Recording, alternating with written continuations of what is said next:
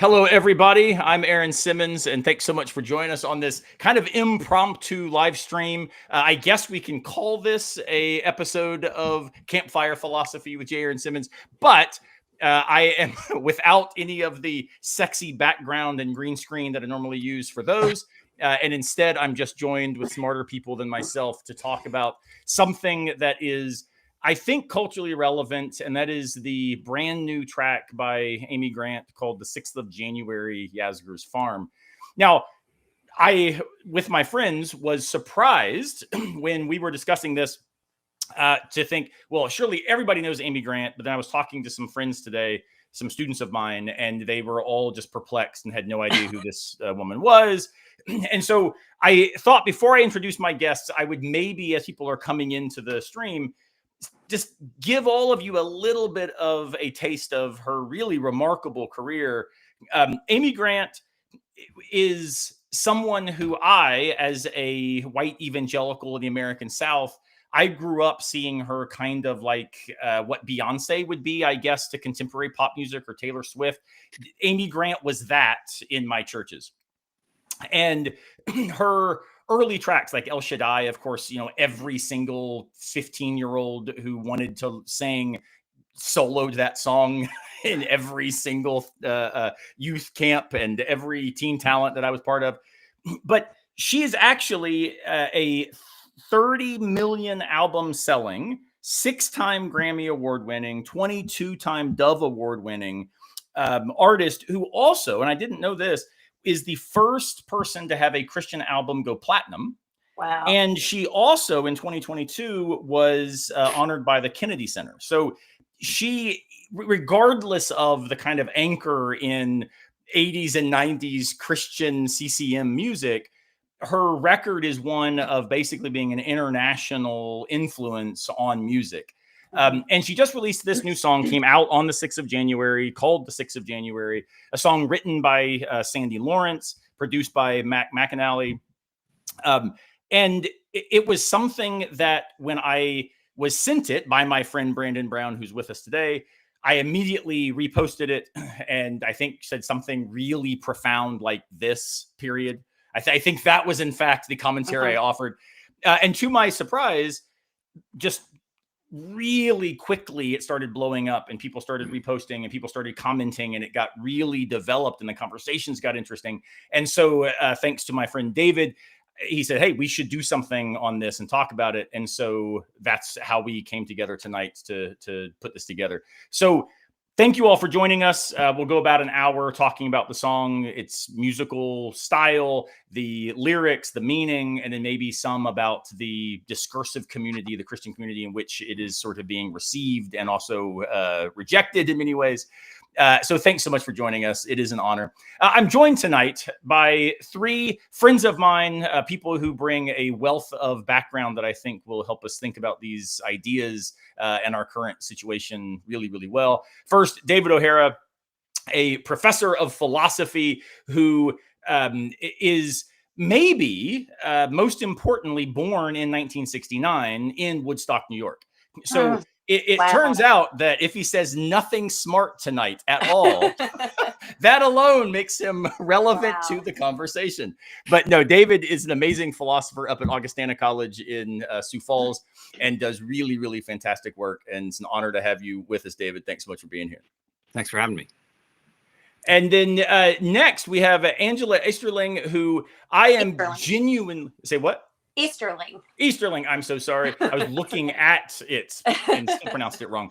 I am such a fan of Angela's work because it is the kind of singer-songwriter, I would say folk adjacent music that I wish we had more of in today's world. And I say that as an extreme metal and political hip hop fan. Oh, so cool. I mean, other than some, I did go see Ryan Adams when he came to town, Angela, but like my style of music interests are really, really extreme. And yet when I listen to your music, it's always inspiring. And so here in Greenville, South Carolina, here's a link to her homepage. I definitely recommend you check her out. Angela, thanks so much for joining us. Oh, thanks. I'm honored to be asked to join all you smart folks to talk about stuff like this. And finally, the one only Brandon Brown from Nashville, Tennessee. He is a pastor at a Nazarene church up there who does amazing, amazing, amazing work, and has often commented on my own Substack where I talk about music every Monday, my Music Mondays there at Philosophy in the Wild.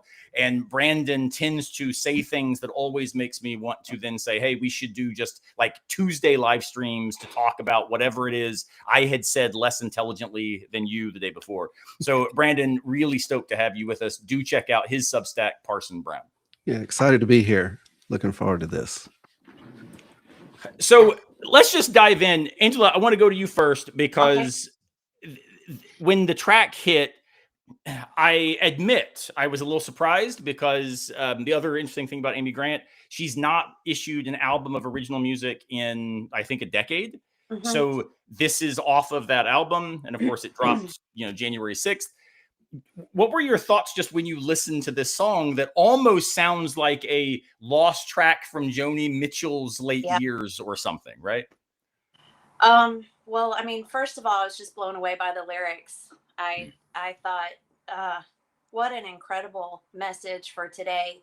I know many of us were feeling frustrated that something that was really pivotal in our country was not being as discussed and talked about and remembered as we felt like it should be. And then here came this song, and it felt like a way for those of us who still remember that day and what a huge moment it was. It was a way for us to connect over that and over our continued sorrow about the path that we seem to be on. And I was thinking about, like, you're talking about Amy Grant. I was thinking about my relationship with Amy Grant. I think I got an Amy Grant cassette tape from Santa when I was like 8 or 9 and listened to it probably until it broke and read all the lyrics and read all the liner notes. And that was one of the first times I ever did that with an album. I grew up in a really religious household, and we didn't have secular music, and my parents didn't even have Beatles records or Elvis Presley records or anything like that around the house. So that Amy Grant album with the liner notes and the songwriters and the musicians that played on there, that for a little kid, that was like a big thing to me. So it was great to reconnect with her and see what she's doing in this moment. I think it's so important. What about the actual music itself, right? Yeah. Because she's playing this weird instrument. I'll let you explain what that was. And it definitely sounded to me, at least, like that her way of starting this song almost like sonically does some of the work that the lyrics are trying to then do. Exactly. Yes. And I had not heard of that instrument before. I actually looked it up. It's called a strum stick. It looks like a backpacker guitar, but it's actually smaller and more narrow than a backpacker guitar. And it's kind of a cross between a dulcimer and a guitar. Apparently it was created for people to learn how to play guitar, but be a little bit more easy, because I think it only has 3 strings and one of them is a drone. So rather than try to put your fingers in a bunch of different places to play chords, you just kind of move your hands up and down the neck and you can get a chord and a drone sound. And so the thing that really evokes Joni Mitchell is that kind of drone, that mountain dulcimer sound. And of course, Joni Mitchell always tuned her guitar in many different tunings, and a lot of her songs, even if she played them on a regular guitar, kind of had that vibe to it. You would hear that drone because she would tune her guitar all kind of different ways. And so yeah, that's a huge thing. And starting off with that is such an interesting sound. We don't hear it a lot, and that immediately brings you back. And if I can point out one other musical thing in the song, and I have to give credit to my partner Brandon Turner for noticing this. We were listening to the song the other evening when it came out, and he went over to the piano and started playing piano chords along with it. And the lead guitar part on the chorus of this, and I don't even know if this was intentional, but it really meant something to me. The lead guitar part actually refers back to the piano part on The End of the Innocents by Don Henley, which Wow. um if there's anything this song is about, Wow. you know, this is the end Yeah. of the Innocents. And so then we went back and we listened to The End of the Innocents in this piano part, which is Bruce Hornsby. And so listen to these two songs It's together, amazing. and then listen to the lyrics of The End of the Innocents again, and see how relevant they are to today.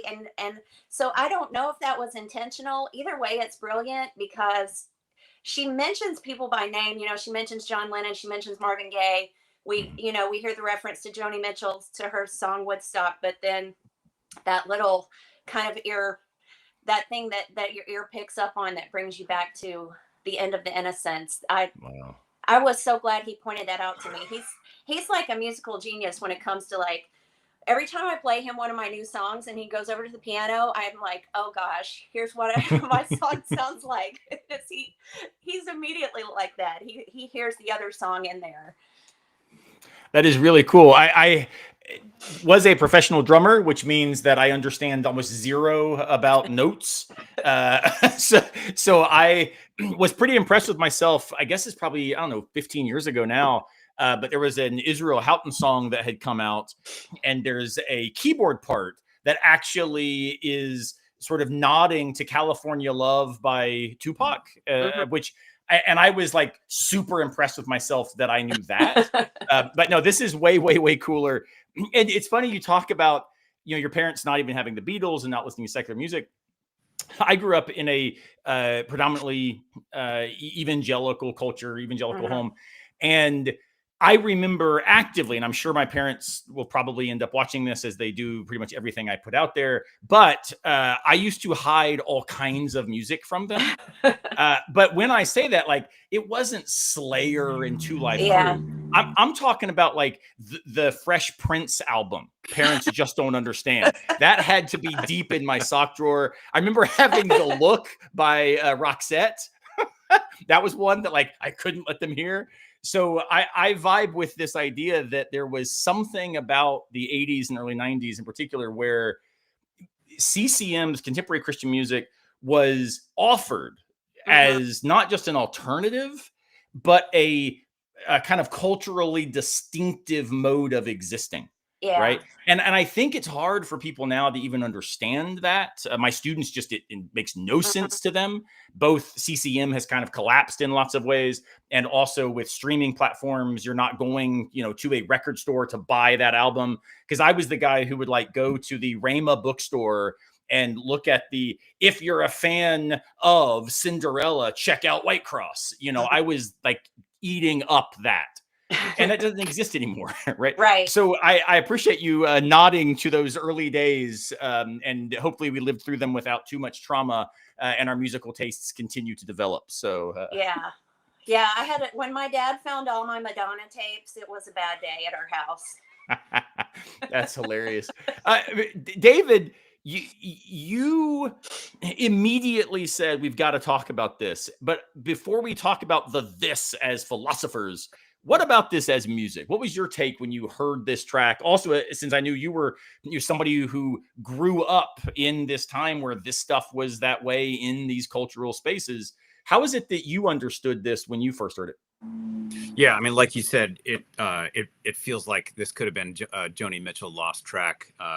Growing up in Woodstock, New York, in the 1970s, all these figures that we think about as being at the concert, a lot of them were still just walking around my town, and I was hearing their music everywhere. So listening to this piece right here, I was like, man, this is bringing me right back home.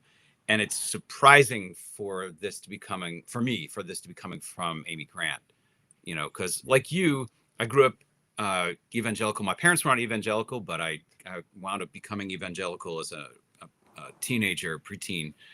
And that got me really into the CCM music. And the church that I was attending was kind of like what Angela's talking about with, keeping the secular music out and focusing on the kind of music that would somehow be supporting us in our faith and helping us to get closer to Jesus rather than music that might distract us from Jesus. And yeah, I mean, Amy Grant's voice is amazing, right?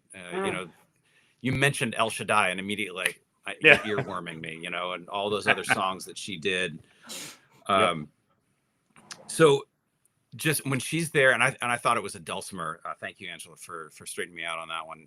You know, hearing her with that strum stick also brought me back to just being in like the folk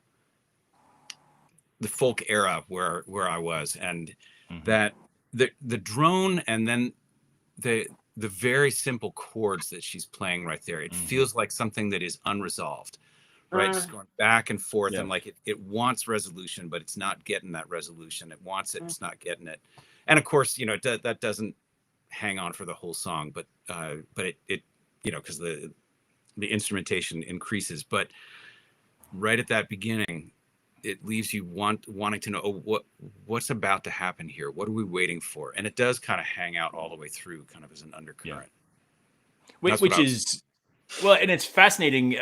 We'll obviously unpack this, I'm sure, but she claims explicitly that really what she was trying to do in this track is to invite, and of course, again, she didn't write it, Sandy Lawrence did, but, you know, it becomes an artist's own, even though it's, you know, filtered through a lot of different influences, right?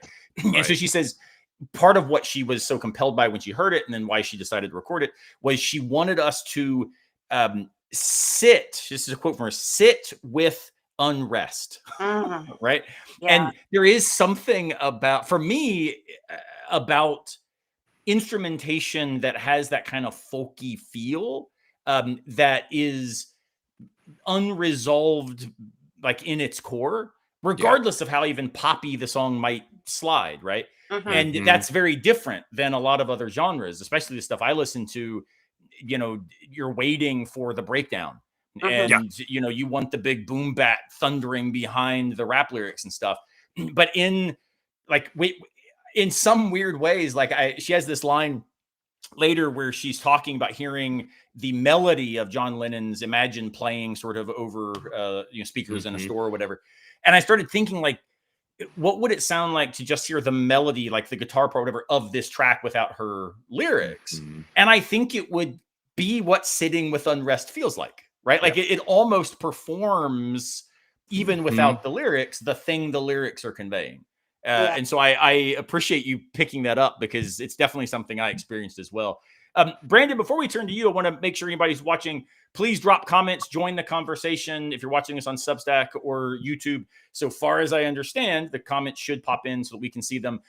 If we do not respond, it's because the tech has failed us. It's not because that I just think your comment was really dumb. So I want to make sure I apologize ahead of time, doing the best I can to make sure all of the streaming platforms are filtering into the same spot. Brandon, you sent me the track probably 13 seconds after it was released. And I was so thankful and immediately knew I was going to do a Music Mondays on it. And so instead, this is sort of in lieu of that Music Mondays. I will, of course, link this on Monday on my Substack for anybody who missed it as my Music Mondays post. Will just be this video. But when you heard the song, initial thoughts just on the music, and then also what made you think, ooh, I've got to put this out there. I've got to share this.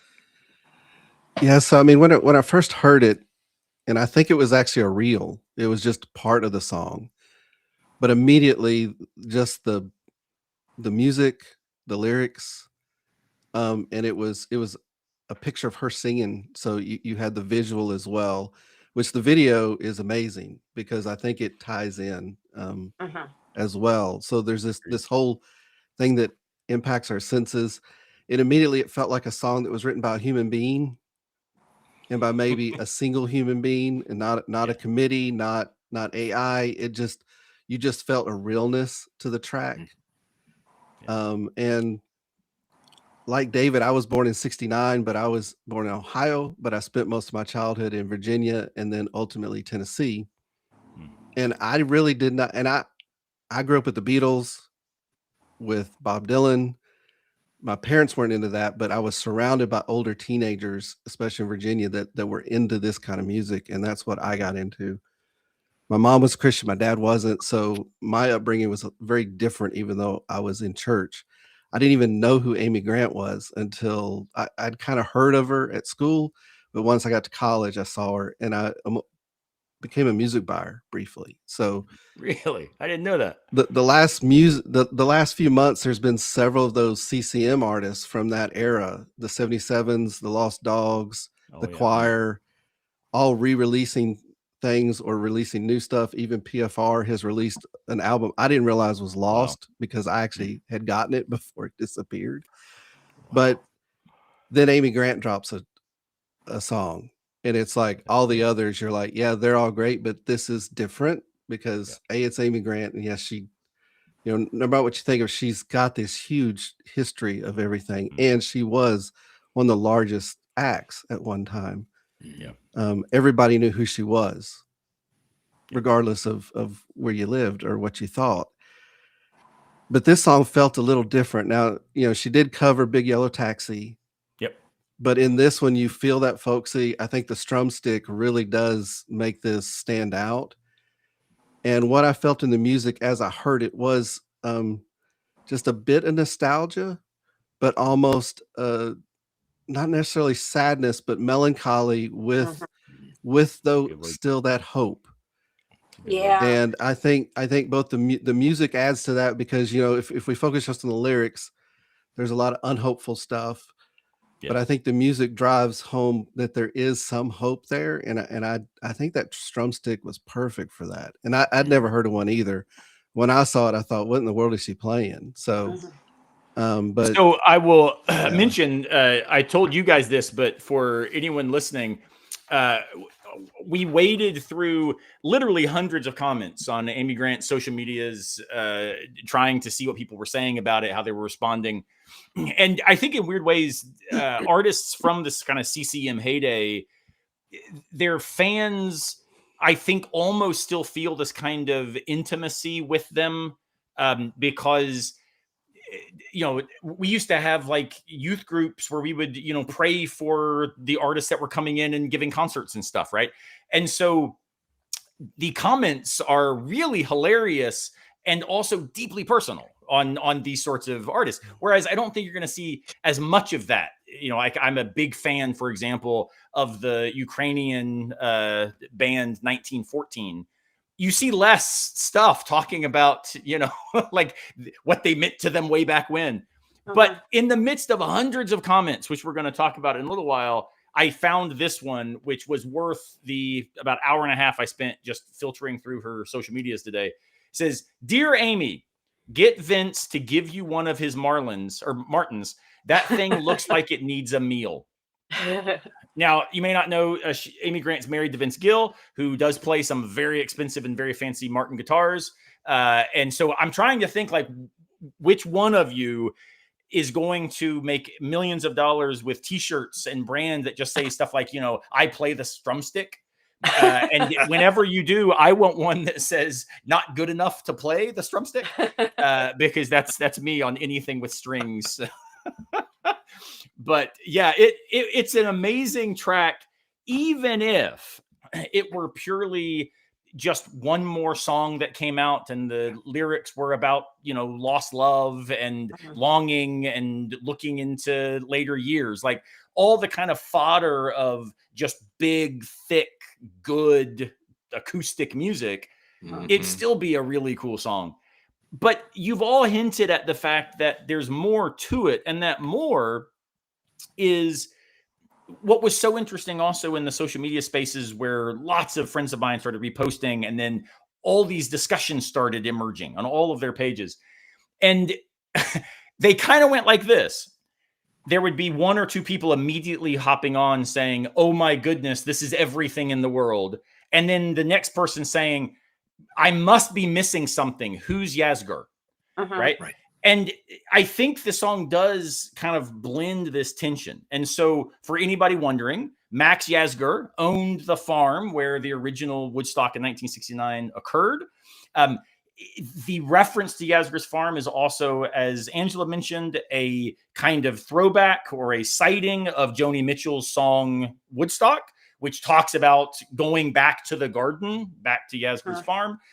And then the whole track is lyrically this invitation to think about where human culture and experience has been since this idealistic experiment that now has, become what we know as Woodstock. And so she talks about Woodstock. She talks about Marvin Gaye. She talks about John Lennon. She talks about Harper's Ferry, where John Brown famously started a revolt. Many think it led to the Civil War. It's a talk about Strawberry Fields, just throwing references here and there. Martin Luther King is mentioned. Like the whole thing has this kind of arc, not quite as comprehensive as like Billy Joel's "We Didn't Start the Fire."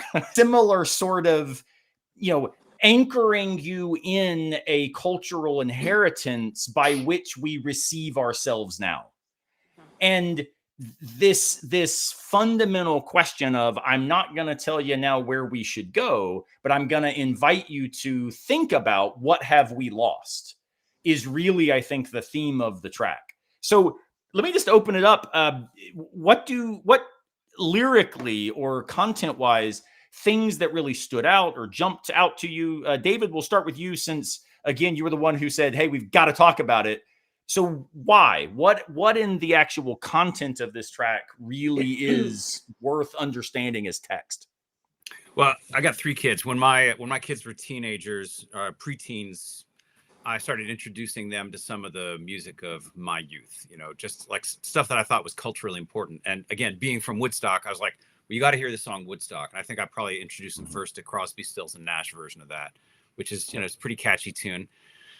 And I hear this song and immediately, like, in fact, we even seen the title. I was like, Yasgur's Farm. I grew up not far from there. So she's talking about where I'm from. Right. And in some ways, though, where we're all from, right? Like, I mean, that, the from the place is not just Yasgur's Farm, but it's what the idea of what is possible for humanity. That's like, even in Joni Mitchell's right? song, right? Because we've got to get back to the garden, right? And the narrator of that song is talking about walking along the road and coming upon a child of God who is going to Yasgur's Farm. And by the time we got to Woodstock, we were 500,000 strong. So that there's this sense in that song that something big is growing, that there's something important and good and healthful that's coming into being. And then she's throwing it out there and asking, what became of that? Were we really so naive? Yeah. But I got to tell you, one of the things I love about the way that about this song that Amy Grant just put out is it's one that you do have to sit with. It doesn't kind of preach at you. It doesn't just hit you hard and say something like, once upon a time we tried this and it didn't work. Or, we have a problem and we have to fix it using the following 3 steps or something like that. It just, there's like all those layers in there, and it kind of invites you to sit and read through it. It's poetry. It's good poetry. So what we might say in that sense, Brandon, I want your thoughts on this, is I don't know if you all grew up in charismatic or Pentecostal adjacent churches like I did, but one of the things we used to say a lot when we really liked something, is not just amen, but was that'll preach. And what's so interesting about all of Amy Grant's early work, except, the Taxi song, is like all of it preaches, right? I mean, it's effectively like sermonistic in its content, in its clarity. This song is one that's, I would describe as contemplative. Yeah, which almost usurps the role of a homily, of preaching, and invites you to sit in an experience. Brandon, as a pastor, does that resonate with you? How would you put it? Yeah, and I'll be honest, one of the feelings I got when I heard the song was the fact that our lead pastor in January 2021 was out. I was scheduled to preach on January 10th. The text from the lectionary was from Genesis on the image of God, and January 6th happened, And the first thing I'm thinking, I talked to my wife, said, I gotta say something, don't I? I have to address this. And this song reminds me of how I talked about some of that, how certain actions and things we do don't reflect what we're talking about in the text here. But yeah, this is one of those songs that preaches. I think the Facebook comments and the YouTube comments bear that out, because a lot of people are uncomfortable with the song as they sit with it.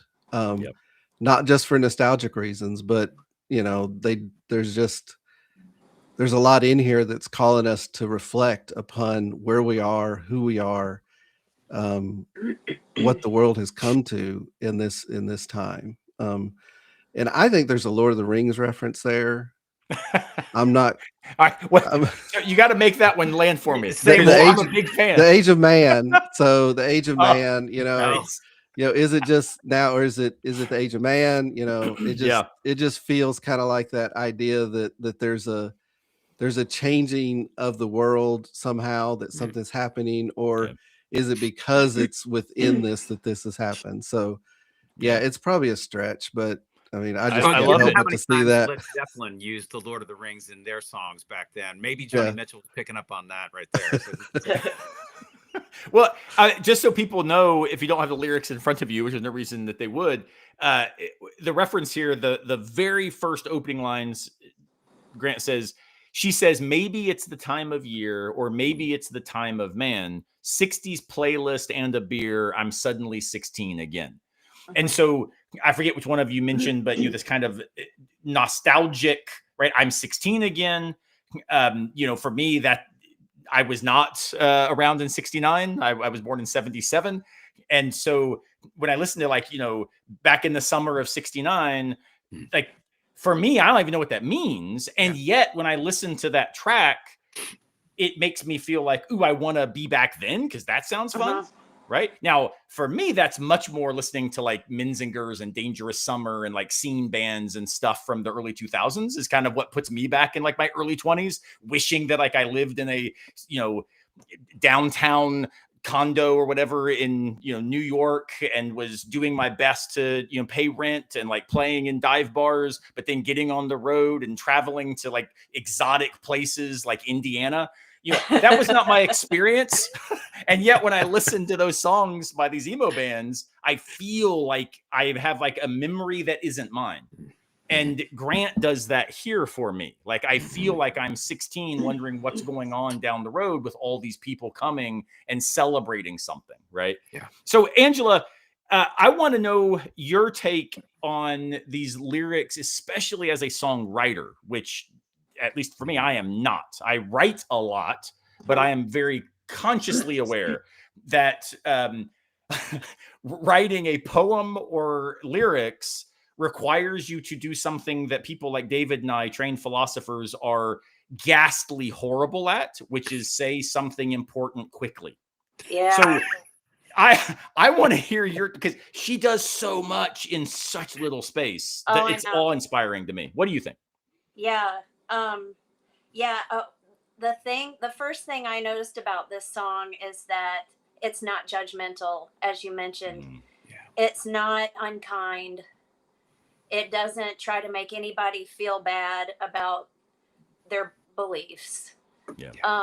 It assumes a certain level of intelligence. It doesn't speak down to the audience. And it doesn't over-explain anything. It just is. And that can be the hardest thing to do. I'm really drawn, kind of a history buff, and I'm drawn a lot to write about things in history and connect them to today. It is so hard to do that without being preachy, without over-explaining, without being trite. That is so hard. And this song nails every aspect of that. And I think that's one of the reasons why people that have a disagreement with it have that, because they're being asked to sit with a reality that is uncomfortable to them, but nobody's talking down to them. Nobody's telling them that they're wrong for this. you know, and it's a very, as I said, it's a very kind and subtle, but at the same time not subtle. Yeah. There's people that don't want to acknowledge that the things that happened that day actually happened. Mhm. And this song just comes out from the assumption, like, this is what happened. I don't even have to tell you about it. You already know. We all already know what happened.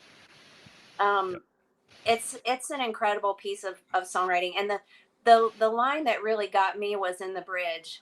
Mm. Is it right on red or left on MLK? Yeah. Woo. as one of my friends posted, if you wait your whole life to have a line come to you like that. Yeah. One of my Once in a friends lifetime. posted in response to my post about this song, Evan Garcia, if you're listening, he basically he was just like, "Good God," and then quotes that line, Yeah. right?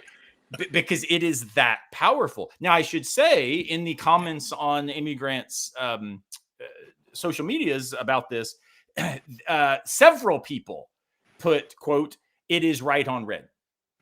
So the sheer fact that line, which is so powerful, so feckin', so dripping with not even just double entendre, but with like we might call it like the abyss or the yawning abyss of meaning, where exactly what it means you've got to do work to figure out, and it may not even be what you think it like.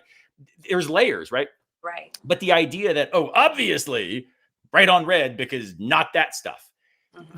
There's something so profound about her inviting us. In fact, the chorus just says, "Hey, mister, where's the road to Yasgur's farm? He stares at me with pity and alarm, says the crowd left here long ago, scattered all to hell in Harper's Ferry on the 6th of January.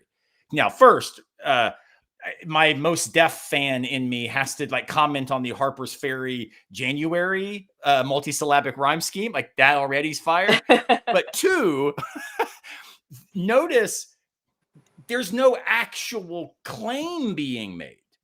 Right. It's not, I mean, those of us who are Slipknot fans, this is not all hope is gone. Right. This is, he's looking at me with pity. Oh, I'm so sorry. You don't understand. You haven't heard. Right. Almost like Zarathustra coming down from the mountain and meets this old person. It's like, oh, you haven't heard. Right. God is dead. And in this case, it's you haven't heard. They're gone. Yeah. That's over. But that's not, in fact, what's claimed. It's simply, it's been scattered, which of course the idea then is it could be rekindled. It could be brought together, right? And then the 6th of January, the idea that the insurrection on the 6th of January is part of what did the scattering, I think is also beautiful. I mean, my goodness, David, it would take us so many footnotes to explain what we mean by the idea of dichotomized discursive communities emerging out of re-narrativing the historical event. Like, and yet she just says, scattered all to hell in Harper's Ferry on the 6th of January. And it does all that work immediately. Right. Which is just stunning to me. Yeah. So anything else that stands out just lyrically, I'd love to hear anybody's thoughts. Well, and you know, Angela points to the bridge, and then what are the line that comes right after that? Right on red, left on MLK, and that's as you said, that is like, wow. And then she follows it up with just this kind of gentle observation. And how does she put it? I look ahead and realize we've lost our way. Yeah. And she doesn't even tell us what the way is. Like she doesn't say this is the precise thing that we've lost. We got to do these practices or believe these things. Right. She's like, she leaves it out there for you to contemplate that after dropping that amazing line. If I had come up with a line like that, I'd want to like drop that line and say, the song is over now. That was amazing. And I cannot do better. She just dropped that. She's like, and had you done this, you would have written a wonderful soul coughing song, just so you know. You know, the Super Bonbon, if you remember, right? They just have one line. So notice too, even the theme of direction that runs throughout the whole lyrical content. I picked up on this today, actually, having heard the song, I don't know, 30, 40 times just in the last couple days preparing for tonight. Same. I was up in the mountains the last 2 days writing, trying to finish, a book that will be all too wordy. And in there, I was talking about the allegory analogy that's offered in Plato's Phaedrus, where he describes a chariot being sort of pulled by two horses. And the idea is that reason has to hold the horses of spirit and appetite in order that they don't just run off the rails. And the whole content of that chapter was about what does it mean to find direction in cultural spaces. And so I was thinking a lot about direction, and I was listening to the song in the background while sitting up in this cabin in the woods. And it was just so interesting. Notice direction in this track, right? It starts off, we don't know what time, which affects where we're going. So, Brandon emailed me today. He's like, hey, Eastern, right? Not Central, because if we get our time wrong, we're not where we need to be. This then moves to asking for like geographical direction. Am I on the right road? And the response is not so much no, it's just what you are asking about doesn't exist in the way you thought it does. Like where are you trying to go? As I tell my students all the time, the first thing that you should respond to when somebody tells you where to go is that a place I should be going? Right? It might be a really bad direction, and so when you hear the gurus tell you, hey, here's how you get rich, maybe the right response is not, ooh, okay. It's, why is rich the value that I should care about? Right? Why is success the thing that should mark my finitude? But then this direction goes into, I think, almost a David Foster Wallace-y example of that cart that has the one wheel pulling maddeningly to the left. It's the most mundane of all places, because part of why we are so disoriented with that cart is we know exactly where we're trying to go and we can't get there quick enough. Right? The cart's taking me a different direction. And that experience then moves forward to where fighting with that cart is what causes her to stop and pay attention to the John Lennon song playing on the loudspeaker, which she wouldn't have heard if her attention had not been interrupted. Right? Yeah. And then it lands with this idea of we're driving home. So again, we were at this place, didn't know what time it was. We're trying to get there, but it's not a there that we can get to. Now we're stuck basically in the store and in traffic and driving home. What's going on? The question lands when we then get to that penultimate line of right on red or left on MLK, right? The lost our way is precisely, I think, the only conclusion we can draw is we've lost our way, because wherever we stand, whether we turn right on red or we go left on MLK, all of us think it's a mess. And the idea that where she lands the plane, having lost our way, is what I would describe as the radical shared connection of the human condition, is just unbelievably profound. Right? And again, like all of this sort of emerged to me, and I kept trying to think, oh shoot, that's the chapter I should write. But at that point, the chapter was too far in, and so Amy Grant did not get cited. But it's about direction.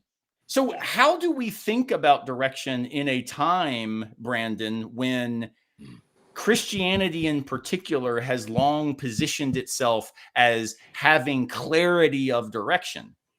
And yet right now, I would argue, as somebody who still identifies as a Pentecostal Christian, despite being a postmodern progressive philosopher of religion, I would argue that contemporary Christianity, at least in some sectors, mainly predominantly white American evangelicalism, is lost its way, would be maybe the least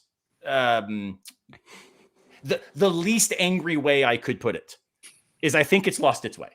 So what would you think about this idea of directionality in the context of Christian identity and direction that Amy Grant used to have very clearly, and then now has, I think, nuanced? Yeah, I think it leans into a deeper tradition, kind of an invitation like we've talked about sitting in it, but it's also an invitation to sit in it, to understand what is the journey we're on? What does it mean? I actually use imagine a lot in references. I've used it in some sermons. I actually used it last night. We were talking about help. We do a series where we talk about music, and I teach it as a way for people to understand how to interpret things, so that then we can go to scripture and have more fun because we're not as afraid of it. But what I said there was, and I think this is where the church is coming to a place to where we're going to need to be open to ideas of what is the journey. Aaron, I love your understanding of faith as risk with direction. So there's that direction again, directionality. What direction are we going in? What direction are we pointed? And one of the things I say about Imagine especially is as a song and as a meaning within that, if we as the church tell this story we call the gospel, if it's not compelling enough without things like heaven and hell, then what are we even doing? And I think that's the direction, is what's the invitation? How do we tell these stories? And it is the great frustration because of where we find ourselves now, because it is very different from when Amy was 16 and picked up a guitar in a Church of Christ and got kicked out of the church, got kicked out, and then became Pentecostal. But when we think about what that is what is that direction? I mean, there's a lot of unknown here, and I actually think that's exciting. We're due for, Phyllis Tickle talked about it, we're due for something. It's been about 500 years since the Reformation. I think we're in the birth pangs of whatever's coming next. And I think that's going to be kind of what does it mean when we get to whatever that is? And I think Amy's inviting us to try to discover that. And it is a communal thing. We have to do it together. If we can't find a way to at least acknowledge the human beings around us, even in disagreement, then I think that's why we will fail, I think. So it's really well said. It's interesting, and I'd love to hear your thoughts on this. To my surprise, there was far less consternation among some of the, I guess, more conservative Christian responses, comments on her posts. Far less response to the, "Oh, you anti-Trump wokist." There were some. there were one just said, quote, "This is just woke backlash." Let's see. "Hate you sold out." And then a big diatribe about what January 6th was. Quote, "The only bad thing that happened is that one innocent person was murdered by the government for no reason. If this song is about the senseless death of such an American patriot, I'm all for it. If not, you're just evil." So there were some of those, right? But far more, roughly 10-1 were things like, John Lennon's song asks us to imagine there's no heaven. Do you find that admirable? ? Goodbye, Amy. You're not who I thought you were, et cetera, et cetera, et cetera. Anyone that supports this atheist is not okay with me. You sold out, so sad. This is a catchy tune with a sad commentary. John Lennon is grossly misleading. You'll answer for this one day as well, right? The reference to John Lennon's Imagine was hands down this sort of just firestorm. And I found that surprising, I admit, right? Because it's the song that is always sung horribly right before the ball drops on New Year's Eve. This year was especially bad. I forget who sang it, and I apologize to her, but and it's like such a, I mean, it was a 1971 protest against Vietnam, right? Yeah. It's a song saying, couldn't we do something different? It's what philosophers, I argue in all of my work, philosophers are these people who say the real world doesn't exist. There's only a world we let be real. So you could do it differently. That's all the song says. You could make things differently. And yet, my goodness, the anger that deployed with one simple reference to imagine. What do you make of that? I mean, I genuinely was perplexed, and am kind of at a loss for why that was the firestorm instead of the, oh, you anti-Trump, woke person, like that I was expecting. Yeah. But it was more this, you've become an atheist, you're supporting this nonsense. I don't know. Angela, do you have any thoughts? I mean, I'm perplexed by it. I don't know. That surprises me as well, because one of the things in the song that's kind of funny is thinking about that revolutionary song being played as music in the grocery store, and everybody going up and down with their, when it came out and it was so controversial. And wow, I mean, I guess it is still really controversial. Mm-hmm. I guess just from someone that used to sing, or maybe still does sing, I don't know, haven't kept as much up with her releases. As you said, this is her first in 10 years. Mm-hmm. But as someone that people identify with Christian music, to it, they're acting like she's out there playing for the other team. Yeah. I don't know. It seems like they feel betrayed in some way. And it, in a way, it kind of goes back to that shut up and sing thing. Like people always say shut up and sing when they don't agree with what you're singing about. Maybe that was what they found the most disagreeable. I don't know. But that surprises me as well. Yeah. David, do you have any thoughts?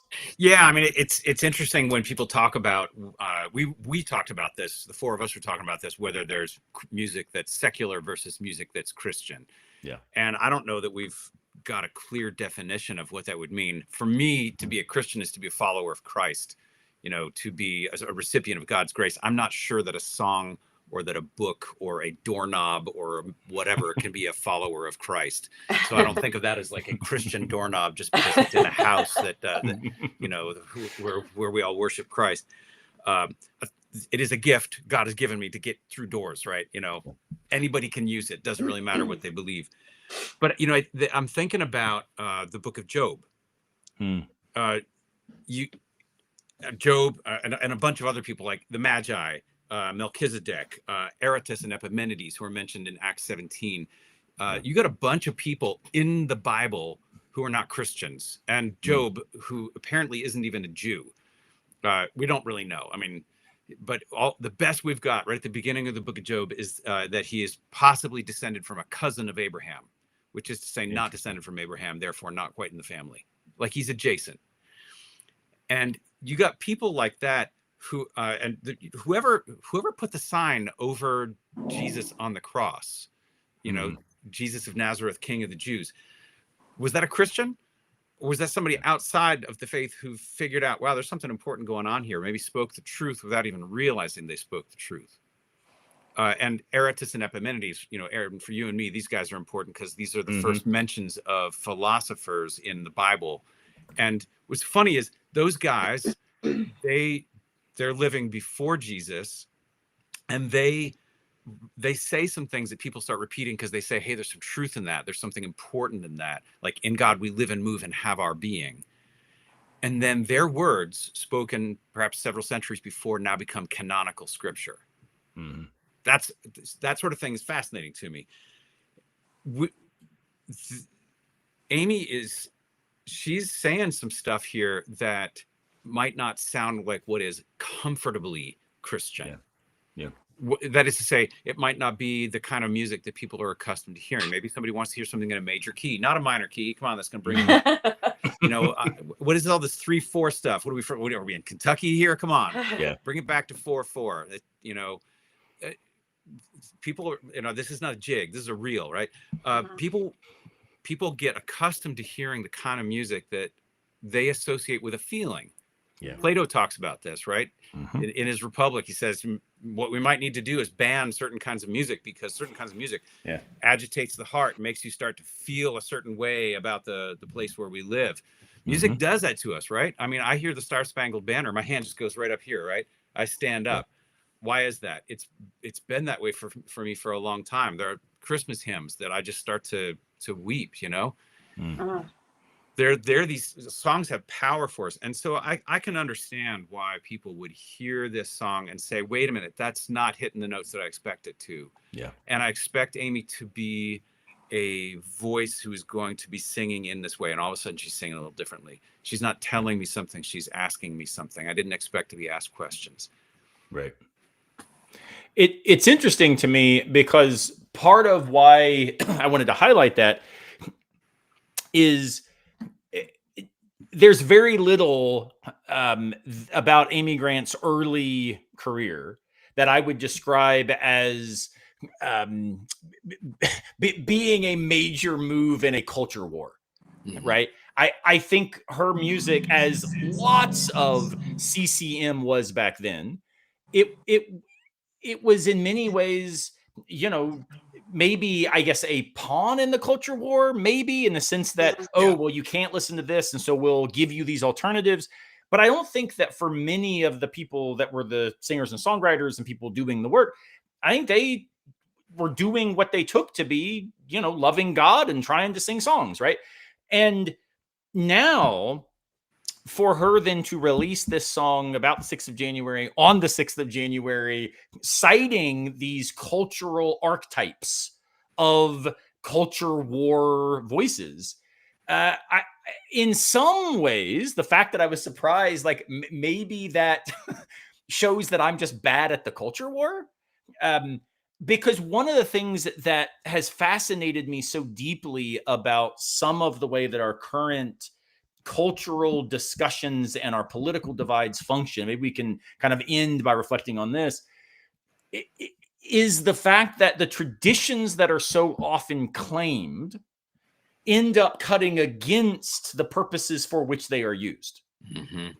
So, for example, the idea, I just this past Music Mondays had a guest post by a good friend of mine, Zachary Jolly, about the Sturgill Simpson track Call to Arms, which is both just rocking. Like I'm not a big Sturgill Simpson fan, just I don't listen to, you know, country adjacent music, but that song is absolutely amazing. And Zach reached out to me and he was like, hey, in light of the bombing, in light of the events in Venezuela, you've got to talk about this song. And I was like, no, you do it, because if it's stirring you up, you write it, which he did. And it was amazing. But it was so interesting because what Zach did in that post was says, hey, the problem is people don't see this as country because it's this progressive political vision. But the weird part about that is go back and look at, you know, what it was that country emerged as a response in a conversation with early folk music. I mean, Pete Seeger and Bob Dylan, Woody Guthrie, Merle Haggard even was doing interesting stuff. Like Johnny Cash. Johnny Cash was not at all saying, hey guys, let's just go be real patriots, right? It was a radical critique. Now, in some why did he ways, wear black again? In some ways, I think what's so cool is you see in that early country and folk music a divide where you've got some doing that from a hardcore libertarian sensibility and some from a hardcore, we might say, kind of, you know, social democrat or even communist kind of sensibility.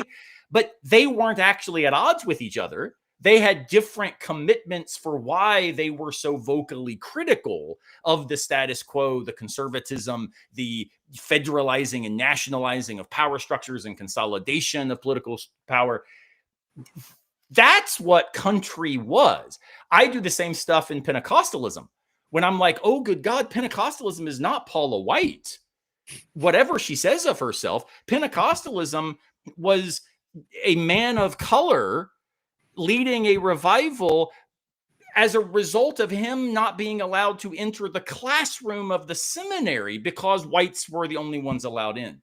Right? Whatever one thinks of Amy Semple McPherson's theology, this is a woman emerging in a context where women weren't allowed even to vote.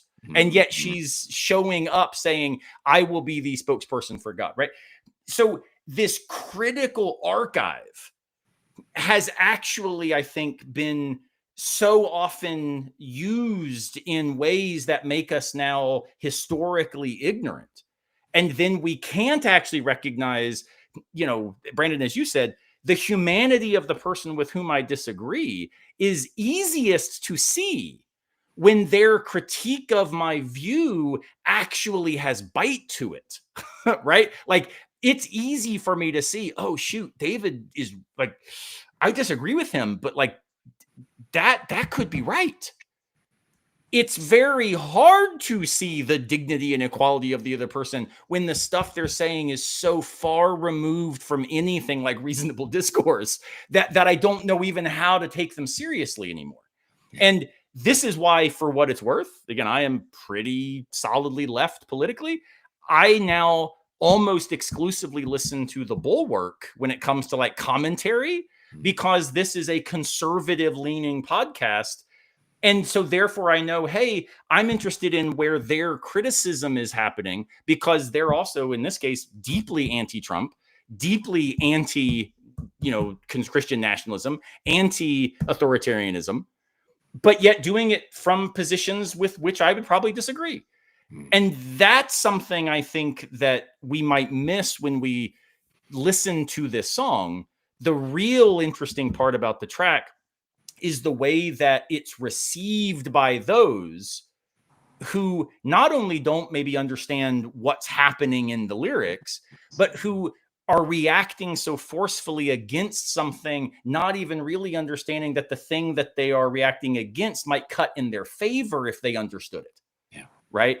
So that's not to say, so anybody listening, this is not to say, so obviously the smart people are on the left. That's not the claim. The claim is culture wars make us dumb. And when they make us dumb, they cause us no longer to be able to understand the histories that have produced where we find ourselves. And that's what I love about this historical jaunt through the 60s and 70s up to where we are today, all the way to January the 6th. So I don't know if that lands with anybody, but for me, that's what kind of just made me so angry, was not at anyone, but it was the idea, like, wow, you're going to get mad about the Lennon track. But my hunch is your very isolationist, protectionist commitments would have been arguing against Vietnam. Right? So you want to get really excited about, no, we need heaven and hell. Well, it turns out that eternal conscious punishment in something like a literal hell is only one of the possible visions that are articulated in Christian theology, right? And in the scriptures. If you want a really strong yay heaven hell song, go listen to Black Sabbath and Dio. They freaking got it. But you're gonna condemn them too, right? So it's just this kind of incoherence that then makes it so hard to be able to think with each other, because we're not doing so in good faith. We're doing so as reactionary. And in many ways, that's what's so dangerous. This last thing I'll say, it's so dangerous about re-narrating January 6th as patriots deserving pardons. This was not, violent. This was not an assault on our country. Only if we all agree that it was that. Yeah. Can we now disagree responsibly about conservative or progressive visions for how social policy can make life flourishing for all of our citizens, right? There's got to be a way we can agree on some of that.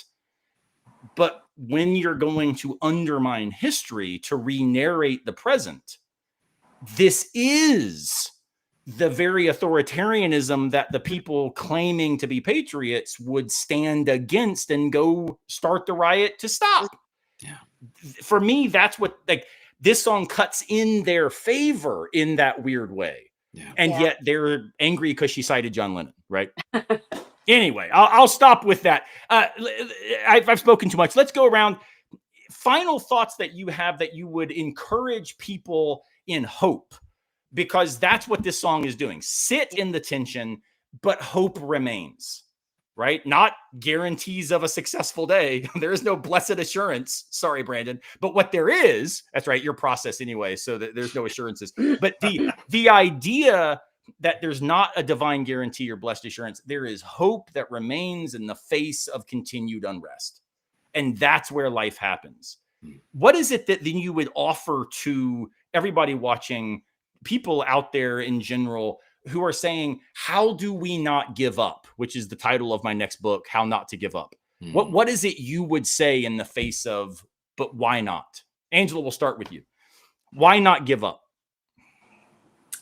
Why not give up? Well, for me, I can't give up because I have 3 children, and this is their country. And, you know, growing up with the Woodstock generation was my parents' generation.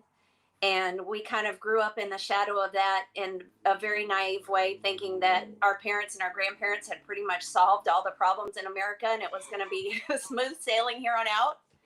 Yeah. And my oldest son was in the 2nd grade when January 6th happened. He was homeschooled because of COVID, and sat there and watched the whole thing. And the main thought in my mind was like, is his relationship to America going to be the same as mine was at that age? Is he growing up in the same America that I had to grow up in? So I have to have hope. Yeah. I have to keep fighting. I have to keep writing and sharing and speaking out, because this is about our kids. Like we don't want to leave our kids behind a dictatorship after 250 years of our country. So there's no other option besides hope. I love it. It reminds me a little bit of Viktor Frankl talks about this, that hope is the most dangerous of things when everything is hopeless, because it keeps you going when in fact you need to just resign yourself. And he says, and yet the only way that you change things is to be one of those fools, right? That somehow that's required. And I admit my book, How Not to Give Up, is not done largely because, and this is not meant to be funny, but because when I sit down to write it, I give up. Not the writing, but I just like, I ain't got it. I don't know. I'm just going to go fishing, or I'll go ride bikes, or I'll finish this other book on leadership or whatever. Like it's just so hard. And even trying to, as you say, like keep writing, keep speaking, keep being the thing you need your kids to see you being. So where I've landed is, you know, hope's required because that's the only way bearing witness to things being otherwise is possible. Right. Which I think is what this pity and alarm, but yet, right, we've lost our way. There's still some other place we could go. What do you think, David? I'm thinking about, you know, that great commandment to love your neighbor as yourself, and how wicked hard that is. Like, I mean, seriously, you know, it's easy for us, whether we're religious or not, to enter into a purity culture and think these people are in, these people are out. That idea of black and white, heaven and hell exists whether you're religious or not, and it's always going to be a temptation. And the hard work, the very hard work, is like what Luther talked about in his commentary on the 10 Commandments. He says, you know, that the commandment, thou shalt not bear false witness, all the commandments that are thou shalt not have an implied thou shalt. If we're told not to bear false witness, there's an implied put the best construction that you possibly can on your enemy. Yeah. And that is hard work, and I hate it. Yeah. You know, it'd be so much easier if I could just like damn people to hell and say, no, you're out. I don't like you. But I also love it because it gives me hope. I mean, I think we need to break bread together. I think we can't just rely on online, the tweets that we fire out or whatever we're going to call them today that we fire out. I think that love takes work. I think we need to go to live music, small venues. I think we need to have a meal with people that we don't like. I think we need to do the hard work when we say we're going to love our neighbor as ourselves, of imagining that that person whom we find reprehensible might actually be motivated by something that is worthy of our attention, and that is something that if we heard them explain it well, we would say, oh, actually, I admire that and I agree with that too. Yeah. But it takes work. It's so much easier just to damn people. I agree. And it's one of the reasons I tell my philosophy students, it's usually the first day of intro to philosophy, is like, all right, guys, feel free to drop the class, because if you study philosophy, among all the wealth and power and riches and glory that will be yours, smugness cannot be, right? Like, the problem with studying philosophy is you can't be self-righteous, because it turns out, like Ben Folds says, there's always someone cooler than you. There is always someone smarter than you. There's always a better argument you haven't yet heard. You don't get to be complacent. Yep. And, contra Richard Rorty's complacency is the enemy of thinking well. Yeah. And I think you're exactly right. Let me also take a shout. People writing in the comments, thank you so much for thinking with us. I appreciate you all engaging and thinking alongside tonight. In particular, we're getting a bunch of really, really fantastic responses. Brandon, I would love to hear your thoughts. How is it that hope is possible, especially when you're standing up, in front of a congregation in the American South, tempted by, what I would describe maybe as the nihilism of Christian nationalism? Yeah. How is it that you respond to that? I think the hope we find, and going back to the song, that this hope, whether naive or not, that's been scattered all to hell in Harper's Ferry on the 6th of January, also means that little pieces of that hope were scattered into the world. Mm. And if we take the time to spend with one another, as David was talking about, if we look at our world and we care about things, then we're going to find those little pieces of hope, and that can rekindle that. It may not look as grand, it may not look as radical as maybe 69, but it may be way more lasting if we're willing to look for it. And I think it's that it leads into that journey. Are we willing to ask the questions? Are we willing to look at one another and see each other as human beings worthy of respect and love and mercy, just like we feel we should receive?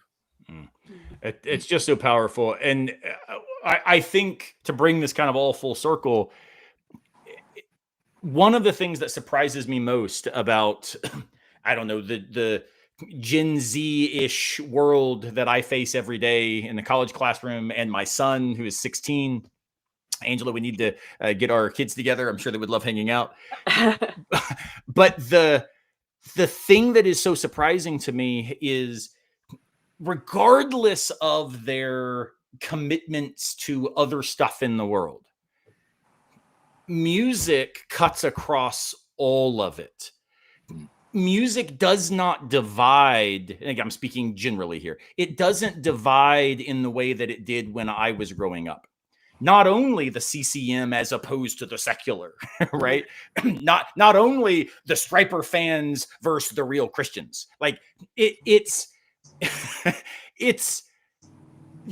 back then it was the metalheads versus the punks versus the hip hop heads versus the country boys. Like, the music you listened to grouped you in ways that, for what it's worth, I actually kind of enjoyed about high school. Like, I actually thought it made high school intelligible as a kind of cultural text, but that's just not true today. My son's playlist is bonkers. I have students now coming up, and I'll say, hey, tell me something I should listen to. 9 out of 10 times, it's something from the 70s. And I'm like, why are you listening to? Yeah, I had a guy the other day, this cool dude, flat ball cap wearing guy. He comes in and says, Frank Sinatra all day, baby. And I'm like, who Fly me are to the you? moon. Like, what is going on? Right. I recently had somebody come in and ask me if I knew Zeppelin. That was hilarious to me. Oh, wow. And like, because for them, these are just all new bands, right? They're just all stuff that they're hearing on Spotify blended together. So maybe music is one of those spaces where that scattering of hope comes together in playlists that don't make any sense. And yet that's where we can get around tables and talk with each other and feel stuff, right? I'm a fan when Jamie Smith talks about us being feeling beings before we are thinking beings. And I think that's right. So we've got to think well. We've got to articulate real critique, but we also have got to feel the human blood that pumps in all of our veins. And that's something that, Angela, I'm so glad you're putting into the world, because no one's reading the stuff David and I are writing. And Brandon, I'm so stoked that you stand in front of people in the lion's den of the culture war and yet can find ways to pastor and shepherd in a space where what they may need is somebody who just says, I don't have the direction figured out. This is the way I'm walking. I invite you to walk with me. Right. And there's something about that I love in this track. Walk with me, she says, right? With this weird strum stick that needs more strings and yet sounds perfect. In this song that people were complaining was too digital, despite the fact that it's one of, I think, like the genuinely 1970s acoustic sounding tracks of the last decade. Like this weird Christian, quote unquote, artist who is now the hallmark of having deconstructed and walked away, and yet maybe calls us back to what faith was all about, right? Something in that weird, messy paradox, music gets at more effectively than anything else. There's a reason why we point back to 1969. Rarely do we say that was a good year for Derrida's philosophy. We say, man, did you hear Hendrix? Right. And so for me, that's hopeful.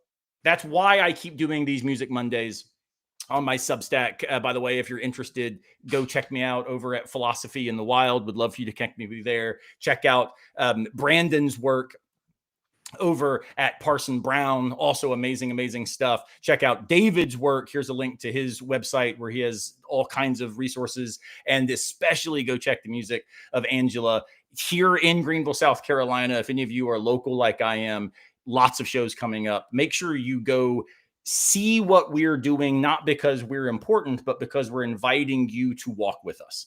And so, y'all, thank you so much for walking with me for this little bit of time tonight. I hope others enjoyed it. Thanks to everybody who watched live, anybody who watches it later. We'd still love to hear comments. We will respond to as many of them as I possibly can. But thank you all so very much. I wish you hope in times that often can seem hopeless. Thanks for having us. And I'll say the same for everybody who's listening to this now or later on. Wishing you hope, and go listen to some live music in a small venue and break bread with somebody. Yeah. Love your neighbors yourself, man. I love it. I'm heading to an MXPX concert in March with my son and could not be more excited. So definitely hope to see you guys in a pit, if not in a chat room somewhere. So take care, everybody. We really